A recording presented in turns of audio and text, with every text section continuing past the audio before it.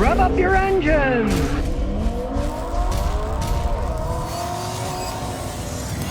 Well, if you own a Kia, you might have noticed recently that you couldn't get into your car with the outside key fob to start it remotely, and that you might not even be able to log into their website to pay your bills if you're paying online. Well, it turns out that some hackers have hacked into Kias, and they have a ransomware attack where they want millions in Bitcoin to be paid. Check on the internet, you can see there's a screenshot of a ransom note that's asking for $20 million in Bitcoin. So they would decrypt the files and stop destroying Kia's whole system. Now they believe that this is caused by a group called Doppelpaymer.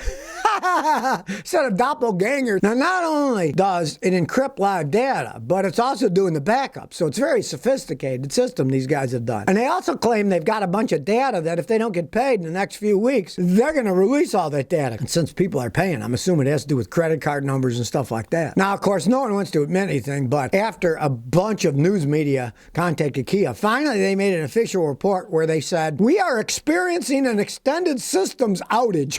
I had no fooling. They can't blame this on the snow. And these extortionists, they're doing a classic thing. They're saying, if you pay us now, you're going to have to pay us $20 million Bitcoin. But if you don't pay up within 9 days, they're going to raise the ante to $31 million worth of Bitcoin. And of course, if you think about it, Bitcoin is a perfect thing for that because there's no knowing of who owns it. There's no real ownership. That's not like you got money, you got to put it somewhere, or you got a mortgage on a house, or you're selling a house, there's all kinds of paperwork. Well, there's no paperwork with Bitcoin, so it's kind of the perfect ransom. So just imagine the people that are freezing cold and they want to start their car outside remotely. They won't be able to with their Kia, and they're being held ransom by these people that hacked into Kia's system. It just shows you how everything is related on planet Earth. One wireless system goes to another wireless system, goes to a bunch of computers that, yes, can be hacked. Don't think these hackers can't do just about anything. I've met guys like that, and they're extremely intelligent people, and they're generally very ironic sense of humor. They're not easy people to stop. Of course, they can't bother me and my 94 Celica with a key. It's just a plain old metal key that turns the ignition. You can't start it remotely. Lever system, some kind of a motor inside that would turn the key. Maybe we should go back in time to older technology and then have to worry about being ransomed for Bitcoin.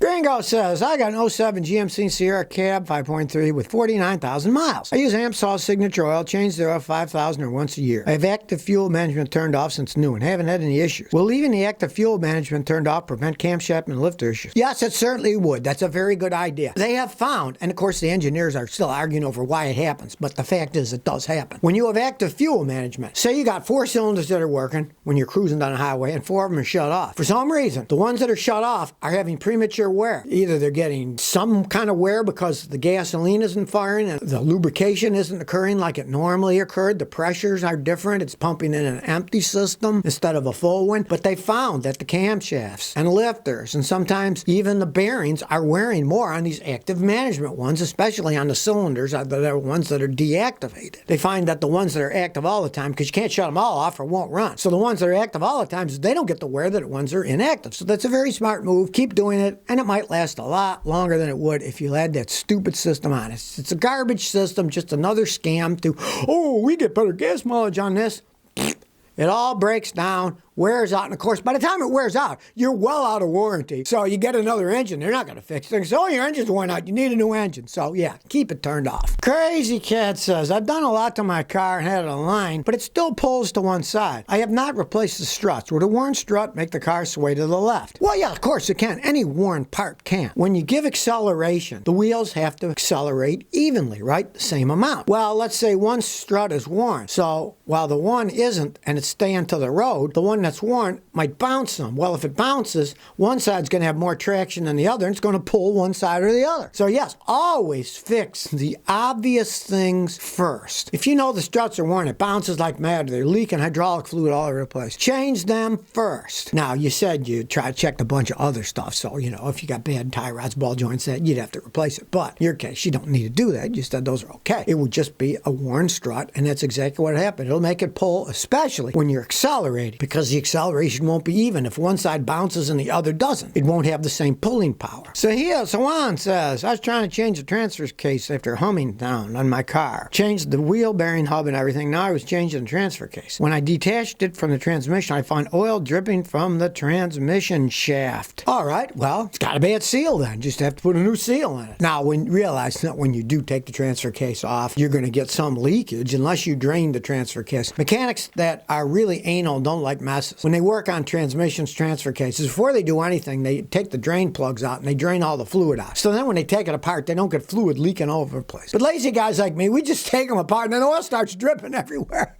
So you're going to get some drippage anyways. But if you're going through all that work, you might as well as replace all the seals, front main seal, rear main seal, replace them all. Because you got it apart, the seals don't cost much, and the whole thing is the labor of taking it apart. And you've taken it apart anyway. So replace all the shaft seals on everything. The transfer case, the transmission, you'll have longer life. Because, I mean, if you're replacing a transfer case, you probably got a lot of mileage. You better change all those seals while you have it taken apart. Perry 10 says, Scotty, great work. I'm thinking about buying a used 2017 Accord Hybrid EX, 32,000 miles at $16,000 price. How much would you pay for a similar amount of a Camry 2018 Hybrid SE? One, I'm not a hybrid vehicle fan at all. I'm just not. They're too expensive to fix at the repair. But low mileage like that, they still got tons of life in them, right? I would only buy a Toyota hybrid if I was going to buy a hybrid because they've been out 20-something years. They got them done. The Honda hybrids, they never were that popular. Now, they've changed their system. Originally, the Honda hybrid system was different than the Toyota, and the Honda system failed miserably. So, almost all the manufacturers are using the Toyota-type system with a big battery pack that even a lot of the Fords, they just bought them from Toyota, the motors and the battery packs, they're buying the same place Toyota was. So it's not like Honda that had a system that was very unpopular. I remember back in Houston a while back, I went to a Honda dealer. They just had loads of those hybrid Hondas. They couldn't give them away. Nobody wanted them. And they're better than they used to be. Honda's now using the same type of system that Toyota's and hybrids. Toyota's really got it perfected. If you want to get one, get a Toyota. Don't mess with a Honda at all. I was recently road testing a 2021 Stinger. It's got that sound making system in it, so the speakers inside the vehicle make a cooler sound than the engine actually does. It could go pretty quick. The amplification of fake sounds inside the vehicle, I gotta say, made it seem a lot cooler than it was. And if you're one of those people, you can't stand it because your neighbors don't have exhaust systems on their cars and they make all this noise, realize that this could be the solution to everyone's problem. They can put regular mufflers on the cars and they'll sound quiet like regular cars. But on the inside, when the guys rev up the engine through their speakers, they hear all the engine noise coming out, right? So they can pretend their car's going ring, ring, but outside it's just going Sounds like a good solution for everybody. You know, the kids will probably be rolling the windows down too so people outside can hear it, and probably getting giant amplification systems like the giant bass that people had in their cars listening to rap music with big basses, boom, boom, boom, the whole car's shaking. I'm sure they'll eventually make that so that you can hear it on the outside, but at least the ones they're building now, you hear it on the inside. So the people who want to hear the noise can hear it, and the people that don't outside don't. Why not? They want the noise, they can have it. People that don't want the noise outside, they won't have it.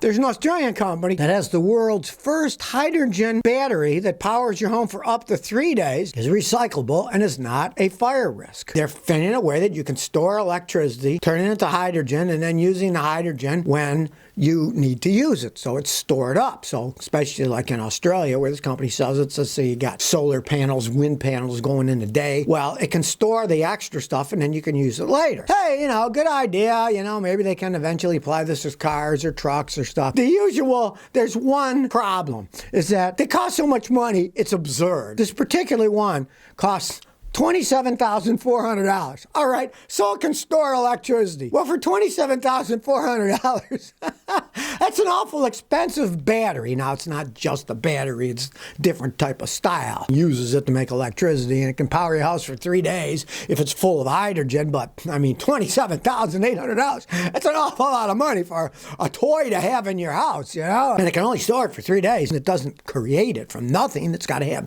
the energy. It's just a way of storing electricity. It's It's a storage system. And like everything else these days, when somebody comes up with a new thing like this, it sounds great, but yeah, only the millionaires are going to be doing it in their mansions if they're worried or something. I mean, the normal people, they're just going to buy one of those generator systems. You get them for $5,000, $6,000, $7,000, where you use natural gas to generate your electricity. So, it's an interesting sidebar, but how many people are going to pay $27,800 to have a device that stores electricity and hydrogen in their house? I guess another thing with electricity, the future will show what pans out, not the present.